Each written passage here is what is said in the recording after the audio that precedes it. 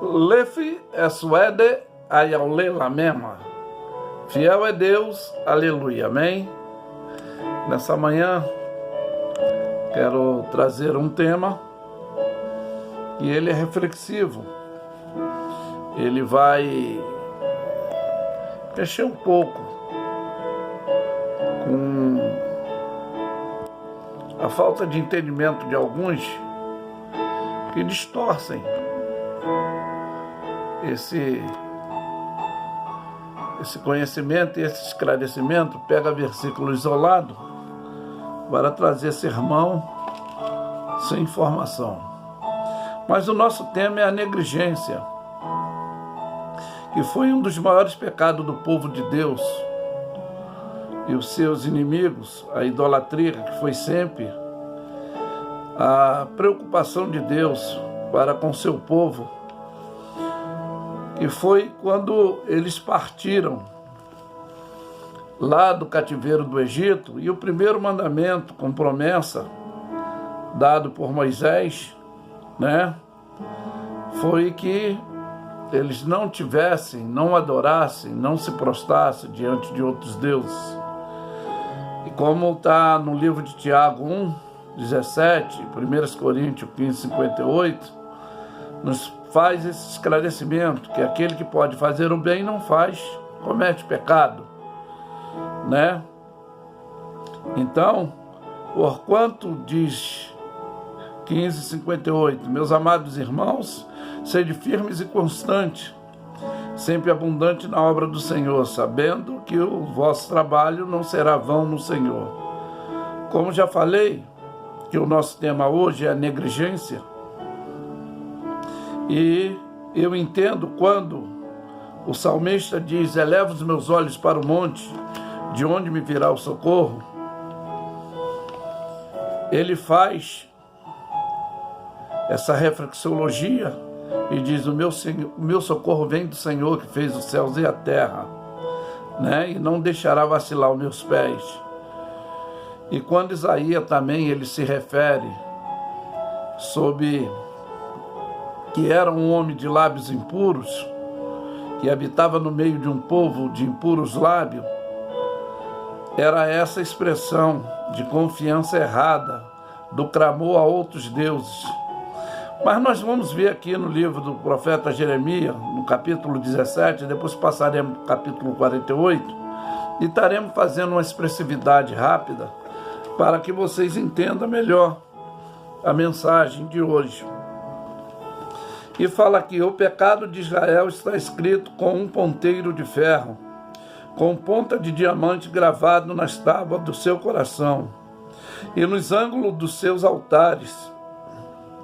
Os seus filhos se lembram dos seus altares e dos seus bosques e das árvores verdes sobre os altos outeiros.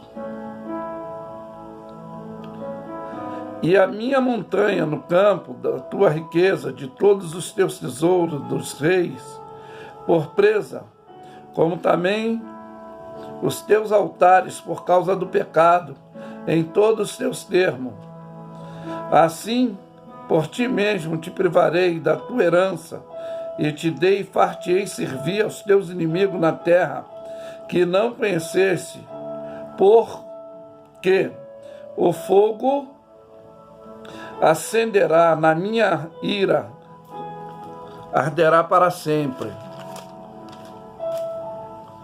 Assim diz o Senhor: maldito é o homem que confia no homem, e faz da sua carne o seu braço, aparta o seu coração do Senhor, porque está escrito: como tranqueira no deserto, e não sentirá quando vem o bem, antes morrerá no lugar seco do deserto, na terra salgada e inabitável.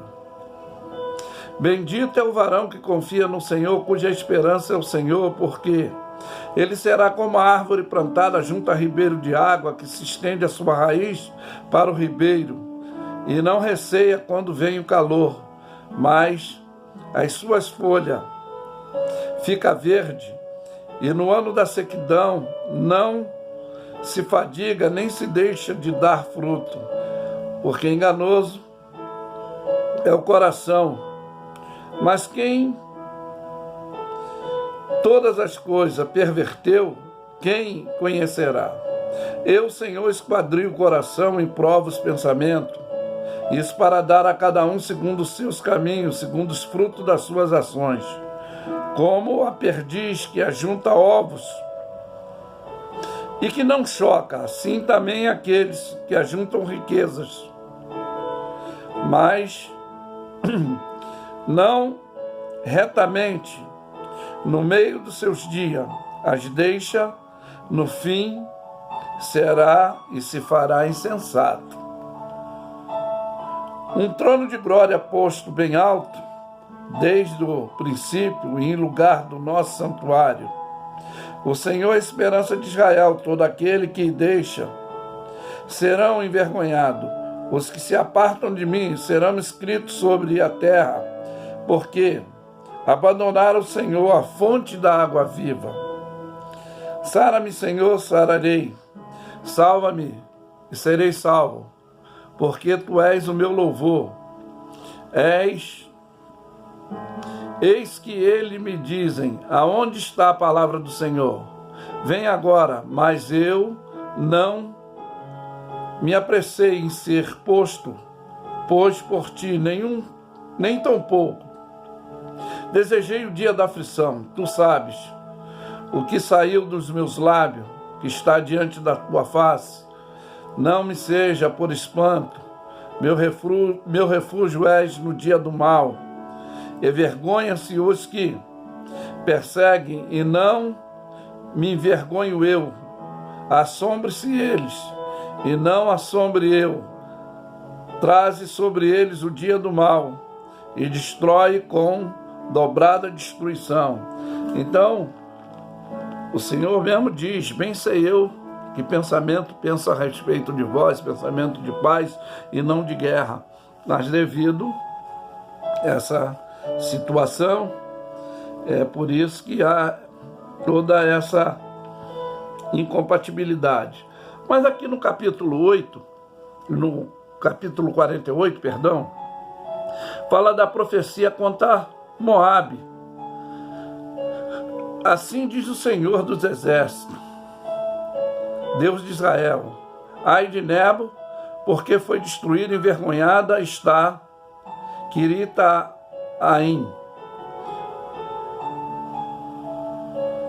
Quiritaim, e foi tomada Misgabe, e está envergonhada e espantada.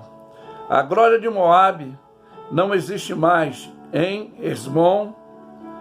Pensaram mal contra ela, dizendo: vinde, desarregaremos lá, para que não seja mais povo também tu, ó Madimem, será desarregada a espada, e tirais, seguindo a voz do grito de Orinaim, ruína de grande destruição, que está destruída.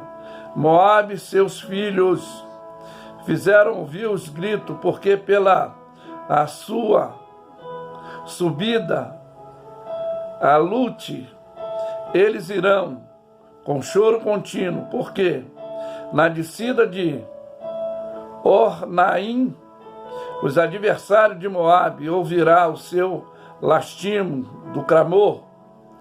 Fugi e salvai as vossas vidas, e serei como a tranqueira no deserto, porque a sua confiança nas suas obras, nos teus tesouros, também tu serás tomada.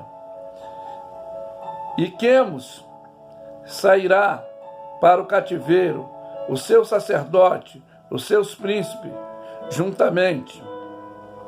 Porque virá o destruidor sobre cada uma dessas cidades, e nenhuma escapará.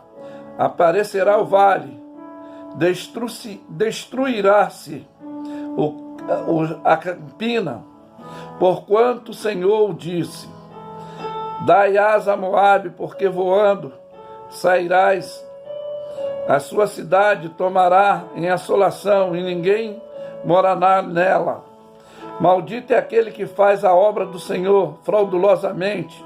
Maldito é aquele que persevera na sua espada, o sangue. Moabe esteve descansada desde a sua mocidade, e as suas fezes repousaram. Não foi mudando a vasilha para a vasilha, nem foi para o cativeiro, por isso conservou o seu sabor, o seu cheiro não se alterou, porquanto eis que dia vem, diz o Senhor, em que enviarei derramadores que o farão andar a grande passo e despojarão as suas vasilhas e romperão os seus odres. E Moabe terá vergonha de Quemos, como se envergonhou a casa de Israel de Betel, a sua confiança. Como direis, somos valentes, homens fortes para a guerra. Moabe está destruída, e subiu das cidades. Os seus jovens escolhidos desceram à matança, diz o rei cujo nome é o Senhor dos Exércitos. Esta é a peste que virá, e a perdição de Moabe, e aparecerá-se todos os que estáis em redor dele, todos o sabeis, o seu nome, e dizei, como se quebrou a vara forte, o cajado forte. Desce a tua glória, assenta-te no saco, ó morada da filha de Dibom, porque destruidor de Moabe subiu contra ti e desfez a tua fortaleza. O versículo 25 diz também, estai cortado por Moabe, quebrado o braço, diz o Senhor. Versículo 27, pois não foi também Israel objeto de escárnio para ti? Porventura foi achado entre os ladrões? Porque então, desde que falais deles e te ris. 29, ouviu falar da soberba de Moabe, que soberbismos da sua arrogância, do seu orgulho, da sua altivez, a altura do seu coração. Versículo 35. E farei descer de Moabe, diz o Senhor, quem sacrifique nos altos a Quemo, incenso aos seus deuses. 42. E Moabe será destruída, para que não seja povo, porque envergonhou-se contra o Senhor. 47. Mas farei voltar os cativos de Moabe no último dia, diz o Senhor, até aqui o juízo de Moabe. Então, para que você entenda, um dos pontos ali no versículo 11, quando fala desse orgulho e dessa soberba, há um ensinamento distorcido do que isto era uma tradição, que eles comiam fezes e tomavam vinho. Não, isso fala da arrogância, da soberba, e não da tradição, como era a sua imundícia, que se fosse exposta. É o seu vinho barato, como se fosse uma sangria. Está falando disso. O nosso tema, como eu falei, é a negligência. E eu não peguei só versículos isolados para trazer um esclarecimento, mas eu trouxe um contexto que, para vocês entenderem os pontos esclarecedores. Como no livro de Número, tá? Nos mostra a jornada dos israelitas, eles destruindo os cananeus, ferindo os reis de Moabe, em Bazã, toda a articulação de Balaque e Balaão, os altares, edificados, com intenção de malignidade, os moabitas para amaldiçoar a Jacó e todo Israel, os filhos de Israel pecando com as filhas dos moabitas, né? Foi uma indução. As suas consequências de leis e herança e divisão da terra, o anúncio do sucessor de Moisés também, a sua morte, e outras orientações que foi dada que depois Josué seguiu o protocolo. Para que você entenda, Nebo era um monte mais elevado da região montanhosa de Abraim, na terra de Moabe, aonde o próprio Moisés, antes de morrer, pôde ver a terra de Canaã, a cidade de Moabe, próximo ao monte de Nebo, que Nabu era o deus babilônico, e os moabitas eram descendentes, tá, dos filhos de Ló, parente mais próximo de Israel. Em alguns períodos, eles também viveram, historicamente, como inimigos e amistosamente. Eles viveram amistosamente porque essa deformidade de que eu falei, deles fazerem a obra do Senhor relaxadamente, essa banalidade que surgiu de servir a Quemos ou Canos, que era o deus dos moabitas. O seu nome significa destruidor, julgador ou ainda Deus peixe, como ele aparece no livro dos Juízes, da divindade nacional dos moabitas, Juízes 11:24. Tá? Então é isso que eu quero esclarecer dentro dessa negligência que eles deixaram de seguir a ordenança de Deus, de obedecer, de escarnecer do povo de Israel, fazer o povo de Israel pecar e de servir a Quemos.